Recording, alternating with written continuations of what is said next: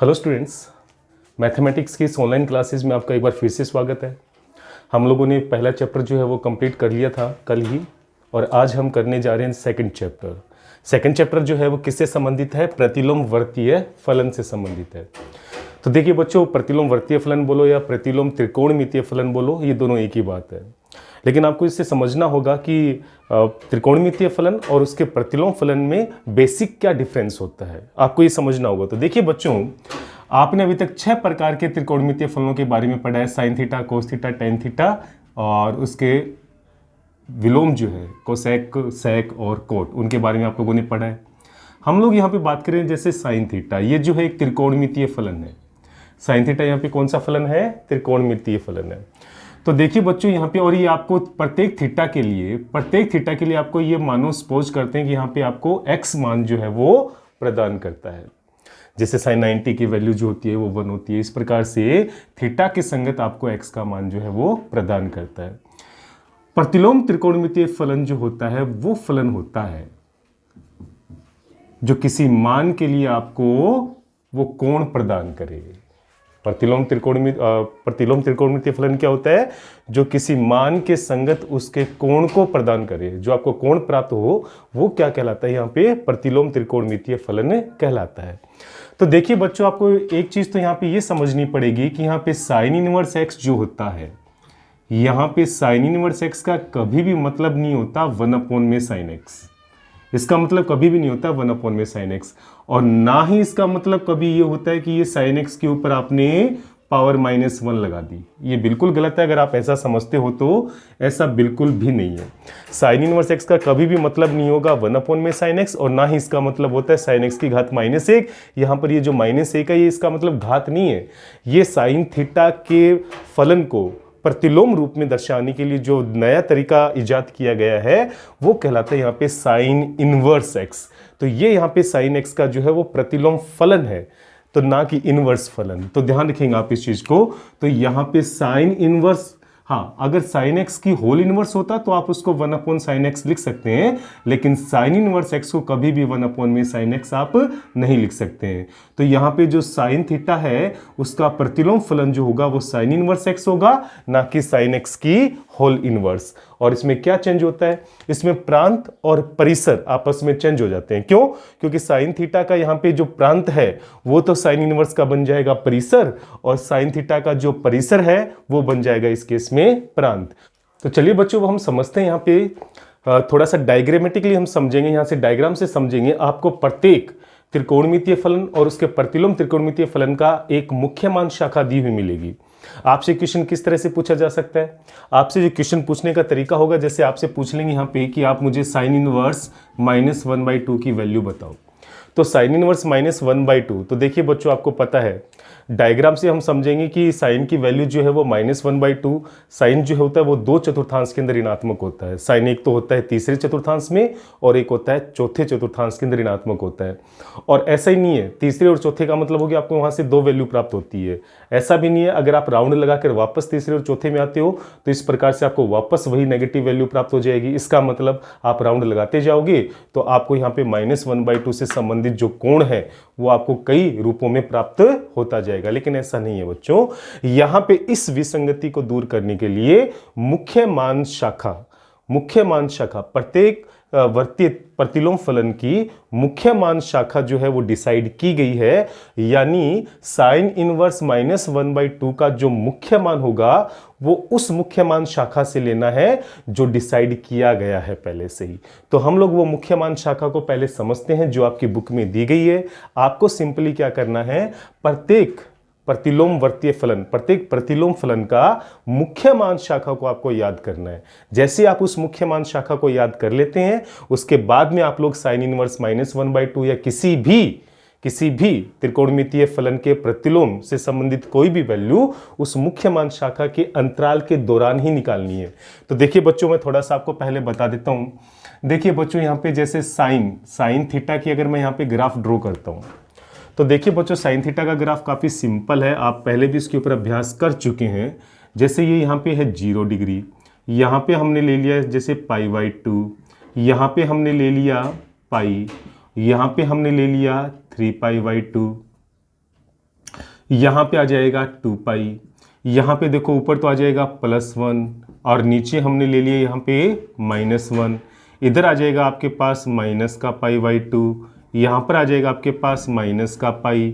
तो देखो बच्चों साइन 0 ये जो यहाँ पे है वो थीटा को रिप्रेजेंट कर रहे हैं और इसे प्राप्त मान जो है वो y अक्ष के द्वारा दर्शाए गए हैं। तो देखिए बच्चों साइन 0 का मान 0 होता है, साइन 90 की जो वैल्यू होती है वो 1 होती है, साइन पाई का मान जो होता है वो 0 होता है, साइन 3π/2 का मान जो होता है वो -1 होता है और 2 पाई का मान वापस 0 होता है। यानी जब आप इन सभी बिंदुओं को मिलाते हैं तो आपके पास इस प्रकार से आपके पास एक जिगजैग मोशन के अंदर एक फलन प्राप्त होता है। इधर वाली साइड में भी सेम ही स्थिति रहने वाली है, क्योंकि साइन -π/2 का मान जो होगा वो -1 होगा, इसका मान -1 होगा और पाई पे जाकर ये वापस 0 हो जाएगा। तो इस प्रकार से आपको दोनों ही तरफ 0 डिग्री की इधर भी राइट हैंड साइड और लेफ्ट हैंड साइड भी इस प्रकार से आपको यहाँ पे जिगजैग मोशन के अंदर आपको ये फलन जो है वो प्राप्त होता जाएगा। अब देखिए बच्चों समझने की बात ये है मुख्य मान जो है वो किस तरह से डिसाइड किया गया है आपकी बुक के अंदर। आपको केवल वो मुख्य मान जो शाखा है उसको याद करना है। मुख्य मान शाखा कैसे यहाँ पे याद की गई है आप खुद देखेंगे कि ये फलन जो है वो -1 से नीचे नहीं जाएगा और ये फलन जो है वो +1 से ऊपर नहीं जा रहा। इसका मतलब इस फलन की जो रेंज है साइन थीटा की जो रेंज है वो -1 से +1 के बीच में होगी, यानी ना तो -1 से नीचे जाएगा ना +1 से ऊपर जाएगा। और देखिए मुख्य मान शाखा और ऐसी स्थिति यहाँ पे π/2 पर भी है और ऐसी स्थिति यहाँ पे 3π/2 पर भी है। तो देखिए बच्चों क्या मैं इस पूरे डायग्राम के अंदर वो अंतराल देख सकता हूं क्या 0 डिग्री के आसपास 180 का वो अंतराल देख सकता हूं क्या जिसमें ये साइन थीटा वाला फलन अपना उच्चतम मान भी ग्रहण करता हो, अपना निम्नतम मान भी ग्रहण करता हो और बीच वाली सारी वैल्यू जो है वो ग्रहण करता हो। तो आप पाएंगे कि जैसे मैं यहां पर -π/2 से +π/2 का अंतराल लेता हूं, मैं यहां पे कौन सा अंतराल ले रहा हूं -π/2 से +π/2 का मैं यहाँ पे अंतराल ले रहा हूँ। तो बच्चों आप खुद देखेंगे कि -π/2 से +π/2 के अंतराल में ये फलन जो है वो अपना सबसे न्यूनतम मान -1 भी ग्रहण कर रहा है, सबसे उच्चतम मान जो है वो +1 भी ग्रहण कर रहा है और इसके बीच में प्रत्येक मान को ये ग्रहण कर रहा है। इसका मतलब ये हुआ बच्चों कि यहाँ पे जो -π/2 से π/2 है जो 0 डिग्री के बिल्कुल नज़दीक है, -π/2 से +π/2 वो इसकी मुख्य मान शाखा के रूप में लिया जाएगा। वैसे अगर आप सोचो सर 0 से पाई का अंतराल 180 का जरूर है, लेकिन 0 से पाई के अंतराल के अंदर ये फलन ना तो अपना निम्नतम मान ग्रहण कर रहा है, हालांकि ये उच्चतम मान जरूर ग्रहण कर रहा है 0 से पाई के अंतराल में, लेकिन यहाँ पर देखो पाई पर आकर 0 हो गया और उसके बाद में ये आगे की जो वैल्यू है वो पाई से 2 पाई के बीच में ग्रहण कर रहा है। इसका मतलब यहाँ पे 180 डिग्री के अंतराल से आगे बढ़ेगी ये बात। हाँ, अगर आप लोग यहाँ से π/2 से 3π/2 का अंतराल लेते तो ये स्थिति वापस सही हो जाती, क्योंकि π/2 से 3π/2 के अंतराल में ये अपनी सबसे उच्चतम वैल्यू और सबसे निम्नतम वैल्यू और बीच वाली सारी वैल्यू को ग्रहण कर रहा है। लेकिन मैंने आपको जैसा बताया कि मुख्य मान शाखा 0 डिग्री से ही शुरू होनी चाहिए या 0 डिग्री के आसपास होनी चाहिए, यानी 0 डिग्री जो है उसमें सम्मिलित अवश्य होना चाहिए। इस बात का इसमें आपको विशेष ध्यान रखना पड़ेगा। तो यहाँ पे 180 का अंतराल हमने कौन सा सेट किया है, -π/2 से लेकर +π/2 का, क्योंकि इस अंतराल में जो साइन थीटा है वो अपना उच्चतम मान भी ग्रहण करता है, निम्नतम मान भी ग्रहण करता है और यूं कहें कि ये अपने सभी मानों को ग्रहण कर लेता है, तो ये बिल्कुल सही माना जाएगा। इसका मतलब साइन थीटा का जो प्रांत है इस केस में वो -π/2 से +π/2 है और इस मान को जब मैं साइन थीटा में रखूंगा तो मुझे इसके रिस्पेक्ट में क्या प्राप्त होने वाला है, -1 से +1 तक की वैल्यू प्राप्त होगी। यानी अगर मैं साइन थीटा के अंदर ये वैल्यू रखता हूं तो मुझे यहाँ पे परिणाम स्वरूप जो है वो -1 से +1 तक की वैल्यू प्राप्त हो जाती है। तो देखिए बच्चों ये तो साइन फलन की हुई विशेषता, लेकिन जैसे मैं यहाँ पे साइन इनवर्स डालता हूं तो ये -1 से 1 यानी जो पहले प्रांत था वो तो बन जाएगा परिसर और जो परिसर था वो बन जाएगा यहाँ पे प्रांत। तो आप खुद देख लीजिए बच्चों यहाँ पे साइन इनवर्स -1 से 1 की वैल्यू जब भी इस अंतराल के दौरान आती है, जब भी इस अंतराल के दौरान आएगी और आपसे साइन इनवर्स यानी फलन साइन का प्रतिलोम फलन पूछा जाए, तो मुख्य मान आपको कौन से अंतराल से लेना है? -π/2 से +π/2 के अंतराल में लेना है। आपको इस बात पे विशेष गौर करना पड़ेगा कि जब भी साइन इनवर्स के आगे कोई भी वैल्यू आए, चाहे पॉजिटिव आए चाहे नेगेटिव आए, आपको यहाँ पे जो मुख्य मान है, साइन इनवर्स का जो मुख्य मान है, वो इसी अंतराल से लेना पड़ेगा। वही वैल्यू जो है वो मुख्य मान वैल्यू कहलाएगी। तो देखिए बच्चों, मैं यहाँ पे एक सारणी का निर्माण कर रहा हूँ जो कि मुख्य मान सारणी कहलाएगी प्रत्येक प्रतिलोम फलन की। तो आप इस सारणी का निर्माण ढंग से समझ लीजिए किस प्रकार से किया गया है। साइन फलन के बारे में मैंने आपको बता दिया कि साइन इनवर्स एक्स की जो मुख्य मान शाखा है वो -π/2 से +π/2 के बीच में लेनी है, और इसका जो प्रांत है वो आपको -1 से +1 के रेंज में आपको प्राप्त हो जाएगा। इसी प्रकार से कोस इनवर्स के लिए हमें यहाँ पे ड्रॉ करना पड़ेगा कोस थीटा। क्या ड्रॉ करना पड़ेगा? यहाँ पे कोस थीटा को ड्रॉ करना पड़ेगा। तो बच्चों आप एक बार फिर से समझ लीजिए, हालांकि आपको केवल ये टेबल ही याद करनी है। मैं यहाँ पर जो बता रहा हूँ वो केवल आपको समझने के लिए, इसका बोर्ड एग्जाम से कोई भी ज़्यादा रिलेशन नहीं है। ऐसा कोई भी क्वेश्चन बोर्ड एग्जाम में नहीं पूछा जाएगा जो मैं आपको इस पार्ट में बताने जा रहा हूँ। आपको केवल यहाँ पे ये टेबल याद करनी है, आपसे केवल मुख्य मान पूछा जाएगा और आपको मुख्य मान केवल इस टेबल में से ही उठा के या उसके संबंधित मुख्य मान को ही आपको रिप्रेजेंट करना है। तो देखिए बच्चों, यहाँ पे किस प्रकार से हम लोग कोस थीटा को ड्रॉ करेंगे। तो देखिए यहाँ पे मैं निर्देशांक अक्ष ले रहा हूँ उसी प्रकार से। तो ये हो जाएगा बच्चों यहाँ पे 0 डिग्री, यहाँ पर वो आ जाएगा π/2, यहाँ पर आ जाएगा पाई, यहाँ पर आ जाएगा 3π/2 और उसके बाद में आ जाएगा यहाँ पे 2π। इसी प्रकार लेफ्ट हैंड साइड में भी यहाँ पर आ जाएगा माइनस का π/2, यहाँ पर आ जाएगा माइनस का पाई, और आगे बढ़ेंगे तो यहाँ पे आपको मिल जाएगा माइनस का 3π/2। इस प्रकार से हम लोग चलते जाएंगे।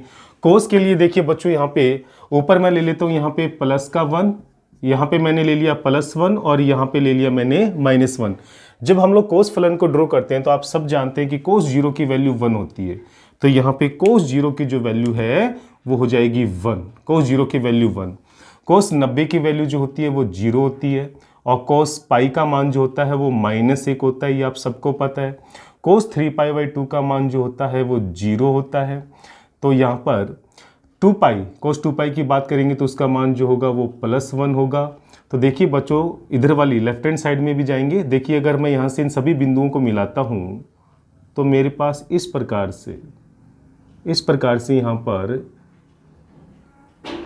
वही जिगजैग मोशन के अंदर मुझे एक फलन प्राप्त होता है। जब इधर वाली साइड में जाएंगे तो देखिए -π/2 का मान, कोस -π/2 का मान भी 0 होता है।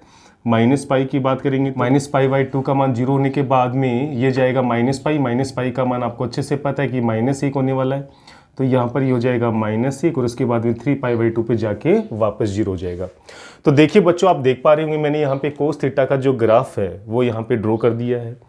अब आप देखिए बच्चों, यहाँ पे 0 डिग्री के अंतराल के आसपास 180 डिग्री का वो अंतराल जिसमें ये फलन जो है अपनी उच्चतम, निम्नतम या सभी मानों को ग्रहण कर ले, वो अंतराल अगर हम देखना चाहें तो देखिए बच्चों, अगर मैं यहाँ पर 0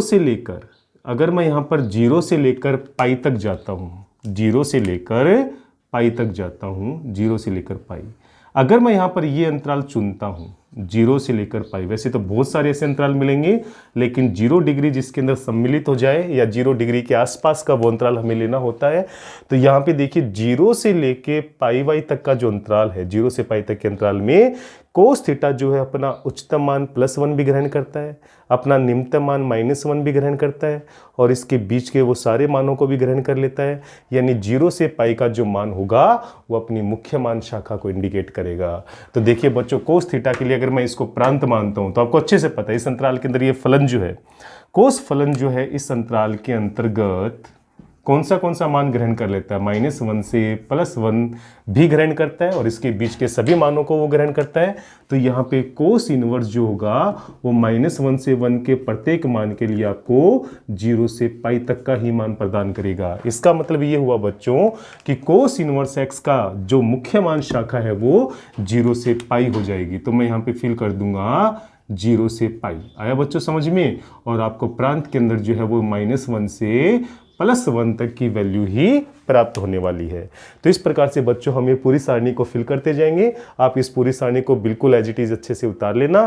तो कोस साइन इनवर्स और कोस इनवर्स इन दोनों के मुख्य मान जो है मैंने इस सारणी के अंदर जो है वो फिल कर दिए हैं। अब बढ़ते हैं देखिए बच्चों आगे tan inverse, sec inverse, cosec inverse और कोट इनवर्स की तरफ।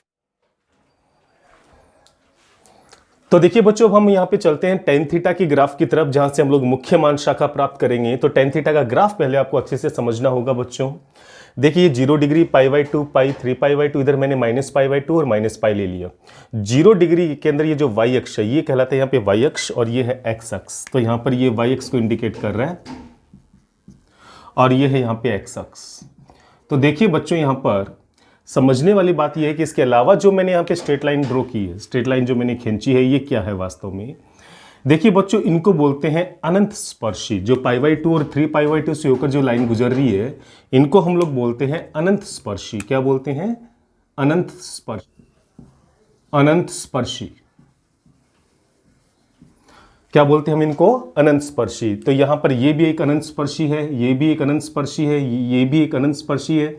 तो यहाँ पे इनको अनंत स्पर्शी क्यों बोला गया है? इसलिए बोला गया है क्योंकि टेन थीटा में जब थीटा का मान मैं 90 डिग्री, 3π/2 या -π/2 कुछ भी रखता हूं तो मुझे टेन थीटा का जो मान है वो अनंत प्राप्त होता है या माइनस अनंत प्राप्त होता है। इस वजह से बच्चों टेन थीटा थीटा के जिस मान पर अनंत होता है उस एंगल के ऊपर जो खींची गई रेखा है वो हमेशा अनंत स्पर्शी को दर्शाएगी। और इसका मतलब सीधा सा ये होता है कि जब मैं टेन थीटा का ग्राफ ड्रॉ करूंगा तो वो ग्राफ उस स्ट्रेट रेखा को, उस स्ट्रेट लाइन को अनंत से स्पर्श करता हुआ आएगा।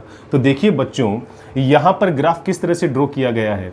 जब मैं 90 का मान यहाँ पे लेता हूँ तो मेरे पास अनंत आता है। इसका मतलब 90 डिग्री वाली जो ये लाइन है वो ग्राफ जो है वो उसको अनंत से स्पर्श करता हुआ आएगा।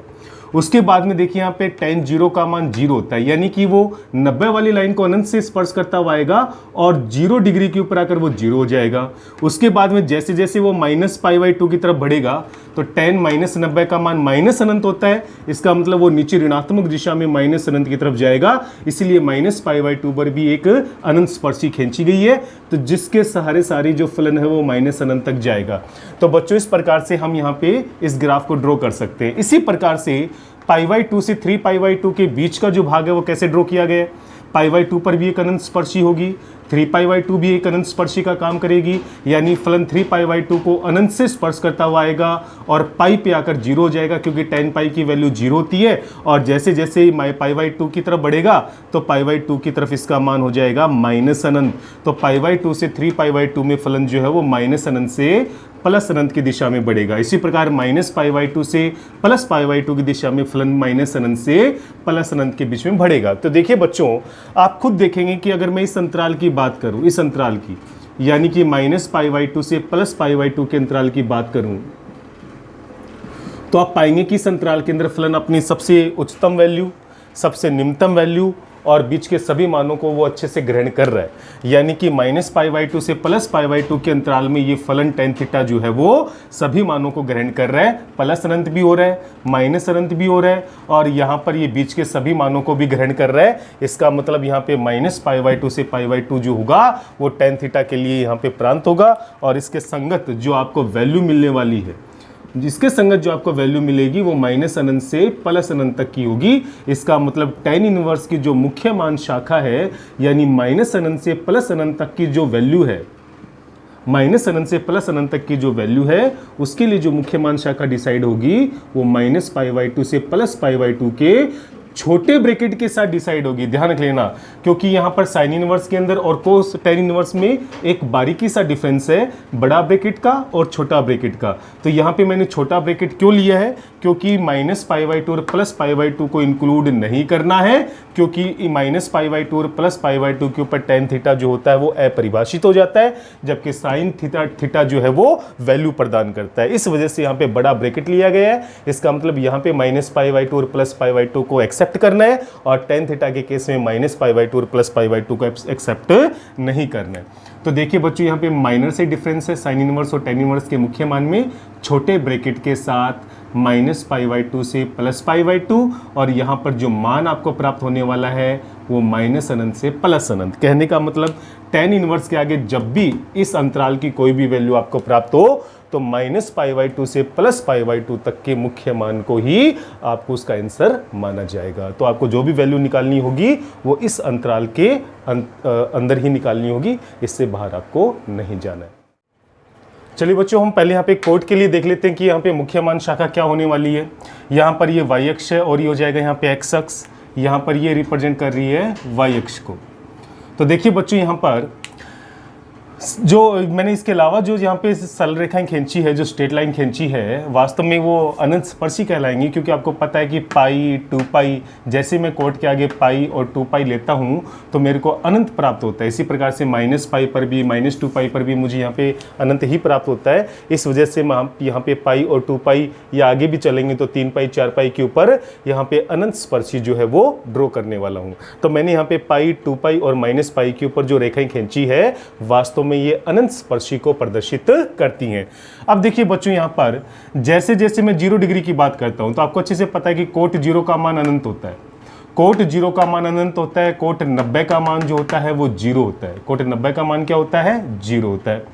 कोट 90 का मान 0 होगा। 90 के बाद में जैसे मैं पाई के ऊपर जाऊंगा तो कोट होता है। तो देखिए बच्चों, 0 डिग्री ये अनंत स्पर्शी का भी काम करने वाली है। यहाँ पे 0 डिग्री वाली जो ये y अक्ष है ये भी यहाँ पे अनंत स्पर्शी कहलाएगी। कहने का मतलब फलन जो है इस y अक्ष को अनंत से स्पर्श करता हुआ आएगा, 90 डिग्री पे जाके 0 हो जाएगा, और जब पाई की तरफ जैसे जैसे बढ़ेगा तो ये माइनस अनंत की तरफ अग्रसर हो जाएगा। इसी प्रकार से पाई से ये 0 अनंत से चलता हुआ आएगा, 3π/2 पर आकर ये 0 हो जाएगा, और जैसे जैसे 2π की तरफ अग्रसर होगा तो ये माइनस अनंत की तरफ जो है वो चलता जाएगा। तो देखिए बच्चों, यहाँ पे हम लोग जो अंतराल डिसाइड कर रहे हैं वो आप खुद देखेंगे कि 0 से लेके जो पाई का अंतराल है, 0 से लेकर पाई का जो अंतराल है, मैंने 0 से पाई का छोटा अंतराल क्यों लिया, यहाँ पे छोटा ब्रैकेट क्यों लगाया है, क्योंकि 0 डिग्री और पाई डिग्री दोनों इसमें इंक्लूड नहीं करने, क्योंकि इन दोनों के ऊपर अनंत स्पर्शी खींची गई है जिस पे वक्र जो है वो अनंत पे स्पर्श करता है। तो कोट के केस में बच्चों आप लोग पाएंगे कि 0 से पाई के अंतराल के अंदर आपको जो है वो माइनस अनंत से प्लस अनंत तक की वैल्यू प्राप्त हो जाती है। इसका मतलब कोट इनवर्स के लिए माइनस अनंत से प्लस अनंत तक की अगर मैं वैल्यू निकालता हूँ, माइनस अनंत से प्लस अनंत तक की कोई वैल्यू यहाँ पे निकालता हूँ जिसका मुख्य मान मुझे निकालना हो, तो मेरे लिए मुख्य मान शाखा यहाँ पे 0 से पाई हो जाएगी। तो देखिए बच्चों, कोट इनवर्स के लिए जो मुख्य मान शाखा है वो हमने क्या डिसाइड कर दी, छोटे ब्रैकेट में 0 से लेकर पाई, और आपको प्राप्त वैल्यू जो है वो माइनस अनंत से प्लस अनंत के बीच की होनी चाहिए, जिससे आपको मुख्य मान शाखा 0 से पाई के अंतराल में ही लेनी होगी। तो देखिए बच्चों, यहाँ पे कोस इनवर्स और कोट इनवर्स में माइनर ही डिफरेंस है कि यहाँ पे 0 से पाई के लिए आपको बड़ा ब्रैकेट इस्तेमाल करना होगा और यहाँ 0 से पाई के लिए आपको छोटा ब्रैकेट इस्तेमाल करना होगा। चलिए बच्चों चलते हैं हम लोग यहाँ पे सेक थीटा के ग्राफ की तरफ। देखिए बच्चों, यहाँ पे ये y अक्ष है 0 डिग्री, यहाँ पे y अक्ष है ये हो जाएगी x अक्ष, यहाँ पे 90 डिग्री, पाई और 3π/2 और -π/2। तो देखिए बच्चों, सबसे पहले सेक थीटा में थीटा की वो वैल्यूज हमने डिसाइड की जिस पे मुझे सेक का मान अनंत प्राप्त हो, जिससे मैं अनंत स्पर्शी ड्रॉ कर सकूँ। तो मुझे वो मान मिलेगा π/2 और 3π/2, 90 डिग्री और 3π/2। इसी प्रकार से -π/2 के ऊपर भी मुझे यहाँ पे अनंत प्राप्त होगा, तो यहाँ पर भी मुझे एक अनंत स्पर्शी ड्रॉ करनी पड़ेगी। अब देखिए बच्चों, यहाँ पे आपको किस तरह से इस ग्राफ को ड्रॉ करना है। -π/2 से +π/2 का जो अंतराल है, -π/2 से +π/2 का अंतराल होता है पहला चतुर्थांश और चौथा चतुर्थांश। सेक या इसका उल्टा कोस जो होता है वो इस अंतराल में पॉजिटिव होता है। इसका मतलब सेक -90 जो होता है वो आपको प्लस अनंत देगा, और 0 डिग्री के ऊपर आकर सेक 0 का मान 1 हो जाएगा, और सेक 90 की वैल्यू चूंकि अनंत होती है इसलिए यहाँ पे ये ग्राफ जो है वो प्लस अनंत से नीचे +1 तक आएगा, और +1 से आने के बाद ये वापस जो है वो प्लस अनंत की तरफ जो है वो अग्रसर हो जाएगा। इसी प्रकार देखिए बच्चों, π/2 से 3π/2 की बात करें तो देखिए बच्चों, ये π/2 है और ये 3π/2 है। तो π/2 से 3π/2 के अंदर मुझे तीसरा और दूसरा और तीसरा अंतराल जो है वो यहाँ पे प्राप्त होता है। और आप अच्छे से जानते हैं कि सेक फलन दूसरे और तीसरे अंतराल के अंदर नेगेटिव होता है। इसका मतलब सेक 90 से वो माइनस अनंत से चलता हुआ आएगा, और उसके बाद में पाई पर आकर ये -1 आपको वैल्यू देगा, और 3π/2 की तरफ जब आप आगे बढ़ोगे तो वो वापस नेगेटिव दिशा में यानी कि माइनस अनंत की तरफ चला जाएगा। तो देखिए बच्चों यहाँ पर इस प्रकार से हम इस ग्राफ को जो है ड्रॉ करते हैं। अब देखोगे बच्चों आप यहाँ पे इस ग्राफ का कोई भी हिस्सा जो है वो +1 से -1 की कैटेगरी में नहीं आ रहा है। इस ग्राफ का कोई भी हिस्सा जो है वो +1 से -1 की कैटेगरी के अंदर नहीं आ रहा है। तो आप देखेंगे बच्चों यहाँ पे 0 डिग्री से लेकर, यानी कि मुझे यहाँ पर 0 डिग्री से लेकर पाई डिग्री तक, 0 से लेके पाई के अंतराल की अगर मैं बात करूं, 0 से पाई के अंतराल की बात करूं तो 0 से लेके 90 तक ये अपना उच्चतम मान ग्रहण कर रहा है, π/2 से पाई तक ये अपना निम्नतम मान भी ग्रहण कर रहा है और बीच के सारे मान ग्रहण कर रहे हैं। इसका मतलब ये हुआ बच्चों कि sec जो है वो 0 से लेकर 0 इसके अंदर इंक्लूड होगा यहाँ पर, और यहाँ पर पाई भी इंक्लूड होगा।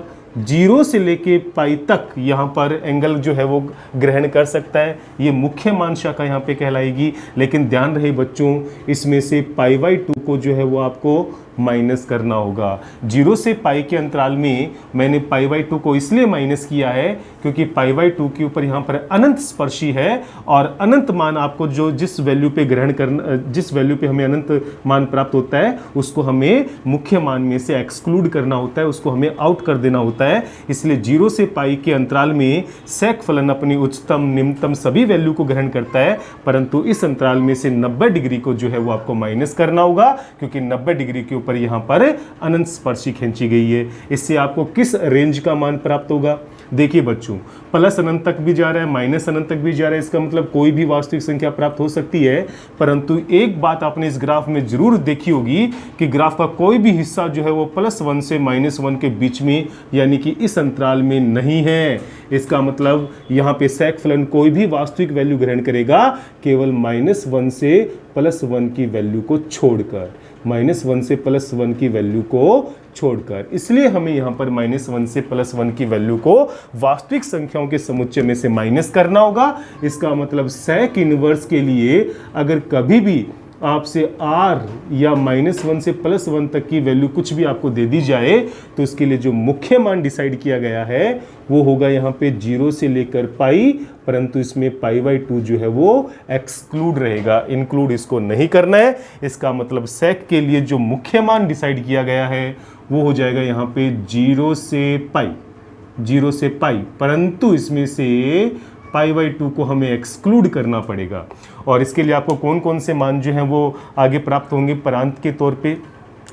तो देखिए बच्चों, वो मान आपको प्राप्त होंगे, यहाँ पे कोई भी वास्तविक संख्या आपको प्राप्त हो सकती है, कोई भी वास्तविक संख्या यहाँ आपको प्राप्त हो सकती है, बस -1 और +1 के अंतराल को छोड़कर। तो वास्तविक संख्याओं के समुच्चय में -1 और +1 के अंतराल को छोड़कर कोई भी वास्तविक संख्या यहाँ से प्राप्त हो सकती है। तो सेक इनवर्स के लिए जो मुख्य मान शाखा होगी वो 0 से पाई डिग्री के बीच में होगी, जिसमें से 90 डिग्री को हमें एक्सक्लूड रखना है। चलिए बच्चों, अब चलते हैं लास्ट त्रिकोणमितीय फलन, चलते हैं यहाँ पे कोसेक एक्स की ग्राफ की तरफ, कोसेक थीटा की ग्राफ की तरफ। तो देखेंगे बच्चों आप यहाँ पे सबसे पहले अनंत स्पर्शी हमने कहाँ पे ड्रॉ की है? कोसेक पाई का मान अनंत होता है तो पाई के ऊपर अनंत स्पर्शी आएगी, माइनस पाई पे भी यहाँ पे अनंत स्पर्शी ड्रॉ होगी। यहाँ पर 0 का मान भी अनंत होता है तो 0 भी यहाँ पर, यानी y अक्ष जो है वो भी अनंत स्पर्शी का काम करेगा। तो ये तीनों ही रेखा यहाँ पर अनंत स्पर्शी का काम करेंगी। अब देखिए बच्चों, 0 से पाई के अंतराल की बात करें तो कोसेक 0 से पाई यानी कि प्रथम चतुर्थांश के अंदर जो है वो कोसेक पॉजिटिव होता है। तो देखिए कोसेक 0 का मान जो है वो अनंत से अनंत होता है तो ये अनंत से आएगा, 90 के ऊपर इसकी वैल्यू +1 हो जाती है, और 90 से पाई यानी कि 90 से पाई का मतलब हो जाएगा यहाँ पे दूसरा चतुर्थांश, इसमें भी कोसेक पॉजिटिव होता है तो नीचे आने का तो इसका कोई मतलब नहीं ग्राफ का। ये वापस पाई पे अनंत होता है, इसका मतलब ये वापस π/2 तक नीचे आने के बाद पाई तक जैसे जैसे अग्रसर होगा तो ये प्लस अनंत की तरफ चलता जाएगा। तो आपके सामने 0 से पाई के अंतराल में इस प्रकार से कर्व प्राप्त होगा, यानी इस कर्व का कोई भी हिस्सा +1 से नीचे की तरफ नहीं आएगा। अब देखते हैं बच्चों यहाँ पे -पाई से लेकर 0 की तरफ। तो 0 से लेकर -पाई का अंतराल कौन कौन सा कवर कर रहा है? चौथा चतुर्थांश और तीसरा चतुर्थांश। और आपको अच्छे से पता है कि कोसेक दोनों में ही क्या होता है? नेगेटिव होता है। तो कोसेक 0 की वैल्यू जब बात करेंगे तो इस बार ये नीचे से आएगा, ऊपर से नहीं आ सकता, क्योंकि ऊपर से आएगा तो यहाँ पे पॉजिटिव वैल्यू ग्रहण कर लेगा, जब जबकि यहाँ पर चौथे चतुर्थांश में ये पॉजिटिव वैल्यू ग्रहण नहीं करता है। तो 0 से -90, 0 से -90 यानी कि चौथे चतुर्थांश के अंदर ये नेगेटिव रहने वाला है। तो ये माइनस अनंत से चलता हुआ आएगा और यहाँ पे प्लस अनंत, और उसके बाद में देखिए -π पर ये वापस माइनस अनंत की तरफ अग्रसर हो जाएगा। -π/2 पर ये अपनी न्यूनतम वैल्यू जो जो वैल्यू है वो -1 ग्रहण कर लेगा। और उसके बाद में आप लोग स्वयं देखेंगे बच्चों कि -π/2 से लेकर +π/2 के अंतराल में, -π/2 से लेकर +π/2 के अंतराल में ये फलन जो है अपनी निम्नतम वैल्यू भी ग्रहण करता है, अपनी उच्चतम वैल्यू भी ग्रहण करता है, बीच वाली वैल्यूज को भी ग्रहण करता है। बस इसमें 0 डिग्री को हमें एक्सक्लूड करना पड़ेगा, क्योंकि 0 डिग्री के ऊपर अनंत स्पर्शी खींची गई है। तो यहाँ पे कोसेक फलन के लिए जो इस वक्त प्रांत का काम करने वाला है वो -π/2 से +π/2 का अंतराल होगा, जिसमें कोसेक फलन अपने सभी मानों को ग्रहण कर लेगा। केवल 0 डिग्री को यहाँ से एक्सक्लूड करना होगा और प्राप्त परिणाम जो परिसर जो होगा इस केस में वो हमें क्या प्राप्त होगा, संपूर्ण वास्तविक संख्या हमें प्राप्त होगी। बस इतना ध्यान रख लेना कि इसमें भी देखो ये फलन जो है वो -1 से +1 के बीच में इसका कोई भी ग्राफ यहाँ पे नहीं आ रहा है। इसका मतलब संपूर्ण वास्तविक संख्या में -1 और +1 को हटाना पड़ेगा। और इस प्रकार से मुझे जो कोसेक इनवर्स कि जो प्रांत है यहाँ पे कोसेक इनवर्स का जो प्रांत है वो संपूर्ण वास्तविक संख्या में -1 से +1 को घटाने से प्राप्त हो जाएगा। और इससे जो मुख्य मान शाखा के रूप में मुझे जो वैल्यू प्राप्त होने वाली है वो -π/2 से +π/2 की प्राप्त होगी। बस इसमें ध्यान इतना रखना है कि 0 डिग्री को यहाँ पे एक्सक्लूड करना है। तो देखिए बच्चों, कोसेक इनवर्स के केस में जो मुख्य मान शाखा है वो किस प्रकार से डिसाइड करेंगे हम लोग। यहाँ पे मुख्य मान शाखा आ जाएगी -π/2 से +π/2 क्या जाएगी, -π/2 से +π/2। इसमें से 0 डिग्री को एक्सक्लूड करना है और इसमें जो प्रांत के रूप में जो आपको प्राप्त होने वाला है वो कोई भी वास्तविक संख्या केवल -1 और +1 को छोड़कर, यानी संपूर्ण वास्तविक संख्या में -1 से +1 के अंतराल को यहाँ से हटाना पड़ेगा। तो देखिए बच्चों, इस प्रकार से हम लोग यहाँ पे प्रत्येक प्रतिलोम वर्तीय फलन की जो है वो मुख्य मान सारणी जो है हमने प्राप्त कर ली है। आपको सिंपल क्या करना है, इसके अंदर इस सारणी को ही याद करना है, इस मुख्य मान शाखा को ही याद करना है और कोई भी प्रतिलोम फलन की जो वैल्यू पूछी जाए उसका आंसर आपको इसी मुख्य मान शाखा में से निकाल के रखना होगा, वही आपका सॉल्यूशन कहलाएगा। आज केवल आपको यहाँ पे मुख्य मान टेबल समझाई गई है, प्रतिलोम वर्तीय फलन के थोड़े से यहाँ पे डायग्राम आपको बताए गए हैं। आपको यहाँ पे प्रीलिमियर यानी कि प्रारंभिक तौर पे जो ज्ञान था वो मैंने आपको दे दिया है। अब हम अगले क्लास के अंदर इससे आगे बढ़ेंगे। तो फिलहाल आप अगली क्लास तक इस सारणी को जरूर अच्छे से याद कर लें ताकि क्वेश्चन करने में किसी भी प्रकार की डिफिकल्टीज आपको महसूस ना हो। इसी प्रकार से लगे रहिए। जय हिंद, जय भारत।